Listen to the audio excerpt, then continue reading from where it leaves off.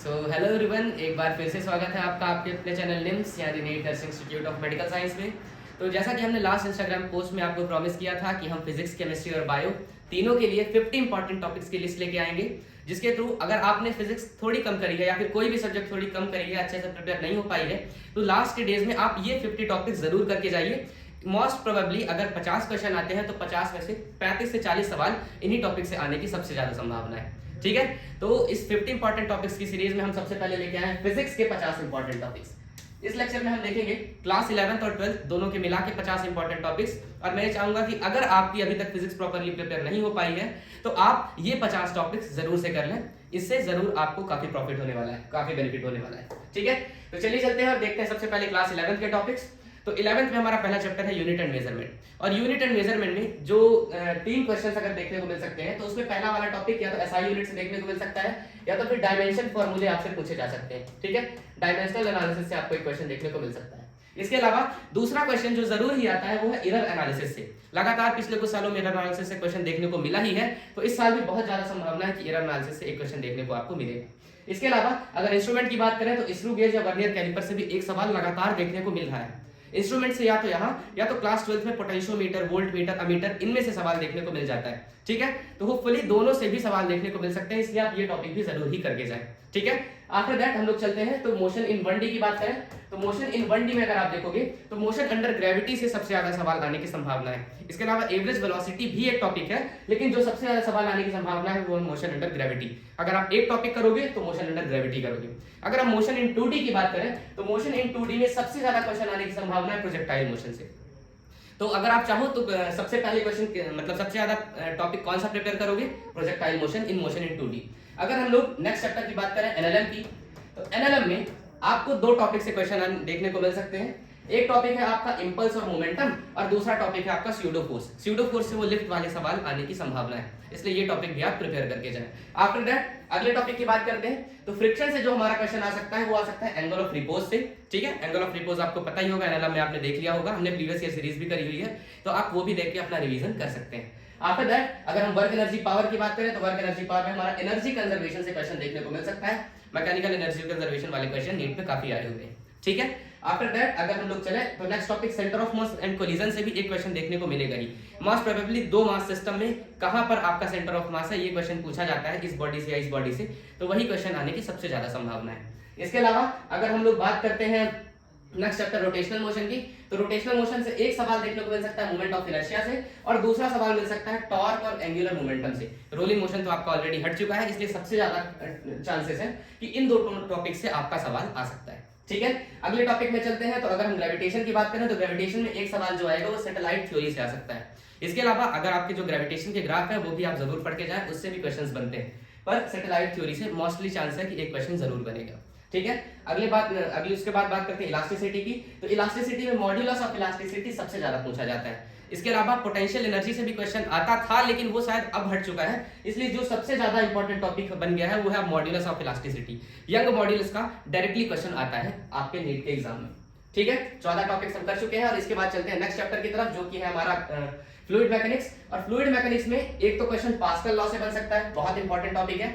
इसके अलावा Bernoulli's theorem और इक्वेशन ऑफ कंटिन्यूटी, इन दोनों में से एक में से सवाल आना तय ही है, इक्वेशन ऑफ कंटिन्यूटी या फिर बर्नौलीज थ्योरम। इन दोनों को आप जरूर ही मतलब करके ही जाना है। इवन पास्कल लॉ से ज्यादा इंपॉर्टेंट ये वाला टॉपिक है। इसके अलावा सरफेस टेंशन एंड कैपिलैरिटी से भी एक क्वेश्चन आ सकता है। आपको यही टॉपिक सबसे पहले करने हैं। आफ्टर दैट अगर आपको लगता है कि हाँ आप और भी कर सकते हो देन उसके लिए जाए, क्योंकि सिर्फ 5 दिन बचे हुए हैं नीट के लिए और मुझे लगता है कि अभी वेरी वेरी इंपॉर्टेंट टॉपिक्स करने की जरूरत है, सिर्फ वेरी वेरी इंपॉर्टेंट। ठीक है, आगे चलते हैं और हम लोग चलते हैं थर्मल प्रॉपर्टीज ऑफ मैटर में।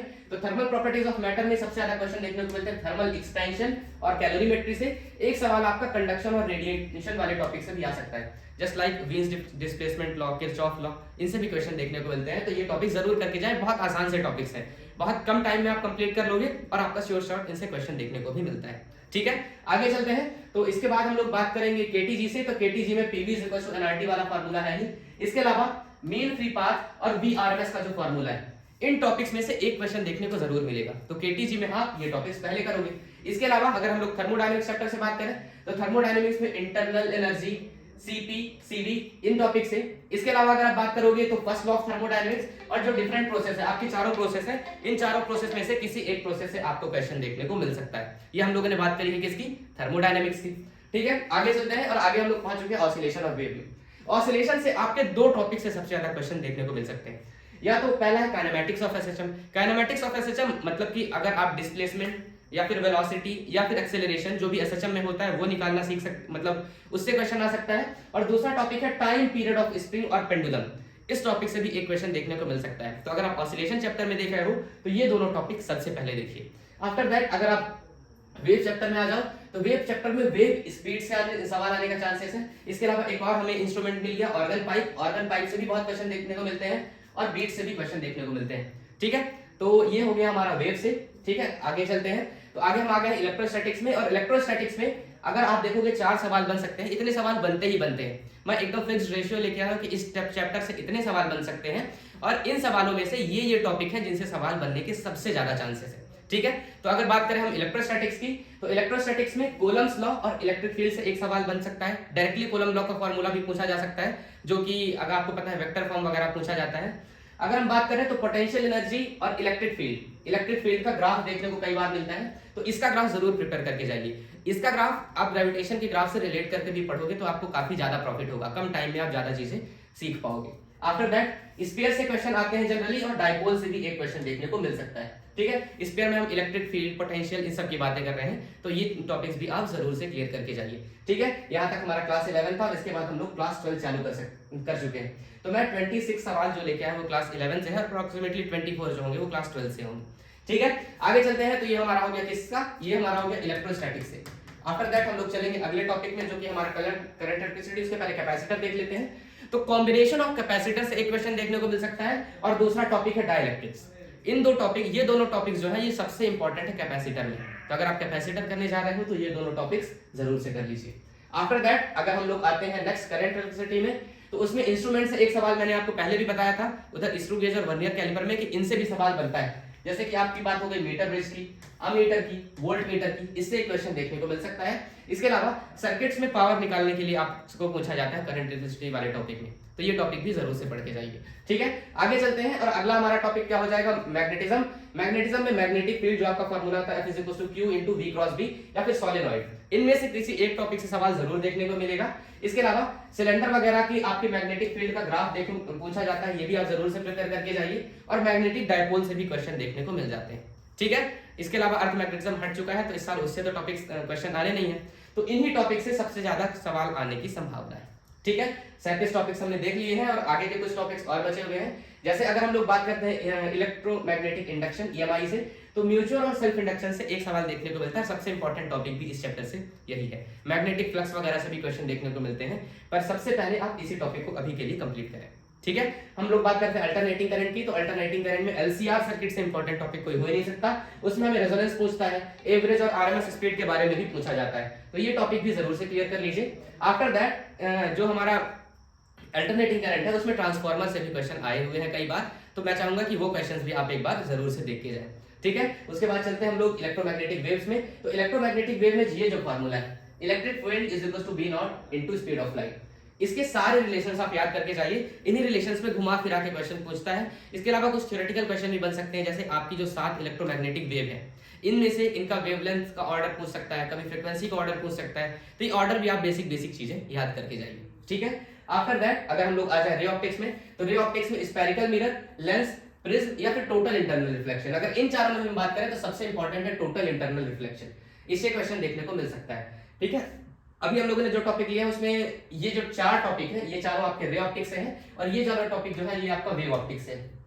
तो वेव ऑप्टिक्स से आपके 2 टॉपिक हैं और रे ऑप्टिक्स से आपके ये 4 टॉपिक्स हैं जिनसे सबसे ज्यादा क्वेश्चन देखने को मिलते हैं। ठीक है, इसके अलावा पोलराइड वगैरह भी है, लेकिन उससे उतनी संभावना तो नहीं है क्वेश्चन आने की।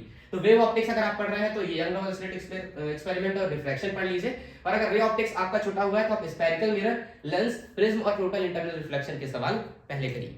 ठीक है, आफ्टर दैट हम लोग चलते हैं अगर डुअल नेचर ऑफ लाइट में, तो डुअल नेचर ऑफ लाइट के सबसे इंपॉर्टेंट टॉपिक है फोटो इलेक्ट्रिक इफेक्ट। आप अगर इस चैप्टर को पढ़ रहे हो तो एक टॉपिक पढ़ पाओगे तो यही टॉपिक पढ़ना है। ठीक है, आखिरी पेज हमारा इस स्लाइड का, मतलब इस लेक्चर का, तो अगर आप देखोगे तो वेव मैटर वेव्स से भी बहुत ज्यादा सवाल आए हैं एटम टॉपिक से। तो सॉरी मैटर वेव्स भी उसी से रिलेटेड है, हमारा डुअल नेचर ऑफ लाइट से। तो मैटर वेव्स की जो थ्योरेटिकल पॉइंट्स है वो टॉपिक आपको जरूर से पढ़ लेना है, ठीक है। डी ब्रॉगलीज वेवलेंथ वगैरह ये सब चीजें आप याद कर लीजिए। आगे चलते हैं हम लोग, तो अगला चैप्टर है हमारा एटम। और एटम में सबसे ज्यादा क्वेश्चन अगर आते हैं तो बोहर मॉडल के वो जो फॉर्मूलेज हैं उन फॉर्मूलेज से क्वेश्चन फ्रेम होते हैं।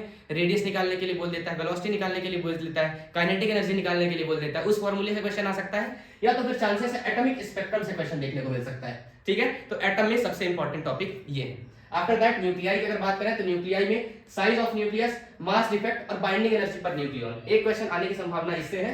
और फ्यूजन और फिजन से भी एक सवाल आ सकता है। वैसे इतना इंपॉर्टेंट तो नहीं है ये वाला टॉपिक, आप ज्यादा इंपॉर्टेंट मान के चलिए, ये उतना इंपॉर्टेंट नहीं है, लेस इंपॉर्टेंट आप इसे भी कह सकते हो, एक क्वेश्चन इससे भी आ सकता है। न्यूक्लियाई चैप्टर की हमने बात कर ली। और आखिरी चैप्टर हमारा जो कि है सेमीकंडक्टर। सेमीकंडक्टर से तो वैसे 3 से 4 सवाल आ सकते हैं, पर मैंने इसीलिए 3 से 4 टॉपिक लेके आया, इनसे सवाल आने की सबसे ज्यादा संभावना है। Most important topic logic gate, इसे तो आप छोड़ ही नहीं सकते क्योंकि ये एक से ज्यादा क्वेश्चन भी इस टॉपिक से आ सकते हैं। लॉजिक गेट जरूर से करना है, मोस्ट इंपॉर्टेंट से इंपॉर्टेंट टॉपिक है logic gate. After that PN junction, rectifier और सोलर सेल से भी एक सवाल देखने को मिल सकता है। तो ये थे हमारे टोटल 50 टॉपिक्स जिससे नीट 2024 में क्वेश्चन आने की सबसे ज्यादा संभावना है। और आपके पास अगर टाइम कम बचा है, आपको लगता है कि आप सारे टॉपिक्स अभी प्रिपेयर नहीं कर सकते, तो आप सबसे पहले इन 50 टॉपिक्स के लिए जाइए।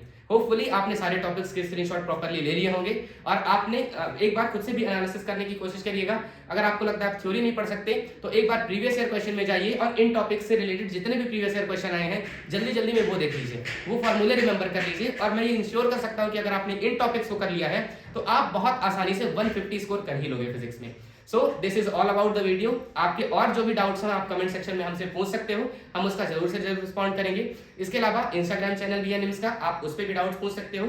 इसके अलावा आप हमारा टेलीग्राम ग्रुप भी ज्वाइन कर सकते हो जिसका लिंक मैं डिस्क्रिप्शन में दे दूंगा। तो आपके जो भी डाउट्स हैं, आपके पास बहुत सारे ऑप्शंस हैं, आप कहीं भी पूछ सकते हो और आपको बताने होंगे डाउट जिससे कि हम आपके प्रॉब्लम सॉल्व कर पाए। So this is all about the video. Thank you.